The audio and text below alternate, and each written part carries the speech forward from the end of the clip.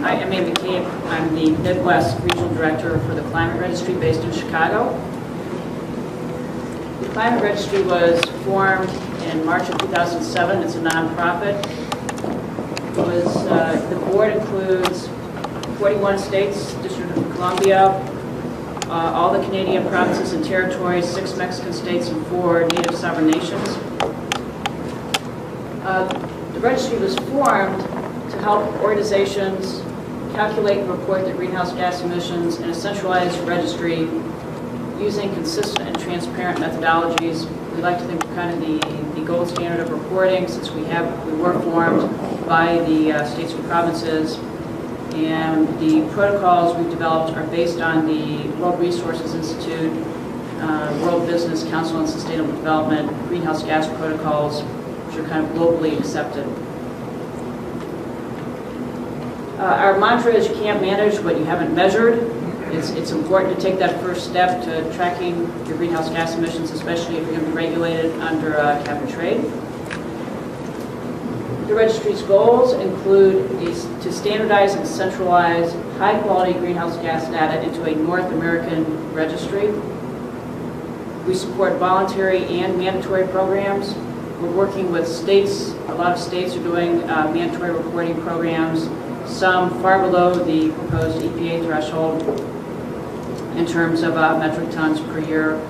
And the regional initiatives, the Western Climate Initiative and the Midwest Governor's Greenhouse Gas Accord, both plan to use the registry as their database as and if they move forward. And yes, serve as a recognized platform in North America and support precise, accurate measurement. Our philosophy is best practices reporting. When we develop our protocols, we also do industry-specific protocols. We use what's already out there. We don't try to reinvent the wheel. We've come out with an electric power sector protocol and a local government operations protocol. All our protocols are on the website, so that's another aspect of our transparency. And the reporting requirements include all greenhouse gases for North America, all 6 Kyoto greenhouse gases. It's entity-wide emissions, and you report at the facility level unless there's confidential business information concerns. And the focus is direct and indirect greenhouse gas emissions, also known as Scope 1 and Scope 2. You can report Scope 3, which is things like travel voluntarily if you want to. And the other thing that distinguishes the climate registry is the data has to be third-party verified. Yeah, so the data you collect by facility, it's annual on a calendar year basis. Again, all 6 Kyoto gases. Direct emissions include stationary sources, mobile sources, under your control, process, and fugitive emissions. Indirect emissions are basically electricity consumption. And the registry allows you to do simplified estimation methods for any sources that are under 5% of your overall greenhouse gas emissions. So sources that don't contribute much to your greenhouse gas profile, we don't want you to spend a lot of time and effort trying to calculate those, so you can use simplified estimation methods. And one of the first things you do when you join the registry is you decide how you're going to report, what your operational boundaries are, and you can choose financial, operational, or equity share ways to set your boundaries. And our general reporting protocol lays out how to do this, how to track all the emissions, and gives a lot of examples, such as how your reporting would differ if you choose operational versus financial control, for example. The next step, you have options for folks that operate in more than one state or province. You can choose to be a transitional reporter, meaning that for the first 1 to 2 years, you just report carbon dioxide from major stationary sources in one or more states or provinces. It's a way for large companies to get their feet wet and get their systems in place before reporting for a region, the U.S., or all of North America. You can also submit historic data. It has to be third-party certified as well, but it does not have to be comprehensive. It can just be CO2 from major sources. And most of the tracking is done through your utility and fuel records. For example, with mobile sources, you have options. You don't track each vehicle individually. You can aggregate them by vehicle type. You can use fuel consumption records, maintenance records. Again, the reporting protocols go into all this detail. For verification, you have your data once you've submitted it. It's June of the year following the reporting year by a third-party verifier, and we have a third party also accrediting the third-party verifiers, the American National Standards Institute. We have a number of verifiers who've already been accredited, and there's another probably 10 to 20 that are in the approval process. All of them are listed on our website, including contact information.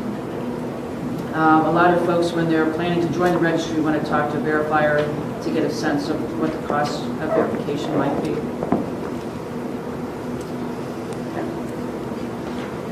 Who are our members? We have over 340 members. It's a variety. It's folks like Walmart, Subaru of Indiana, Alcoa, Duke, Virgin Air, Levi Strauss.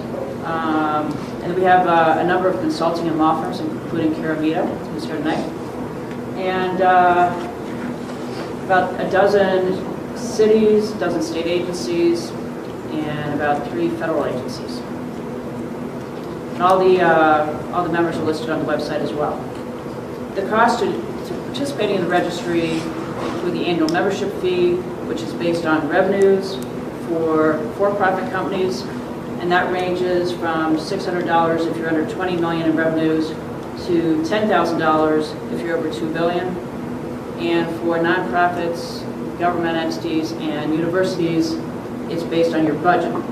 And those fees run from $450 to $5,000 for over a $2 billion budget.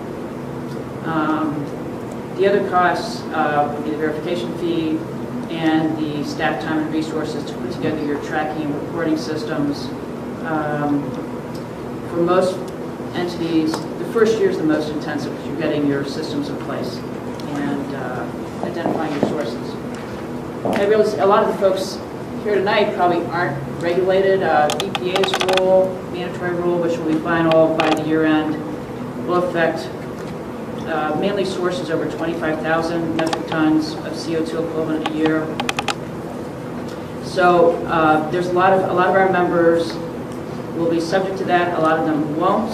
And the reasons most folks join the climate registry is to show environmental leadership, to get tracking and reporting experience before they have to do so at the state, regional, or federal level.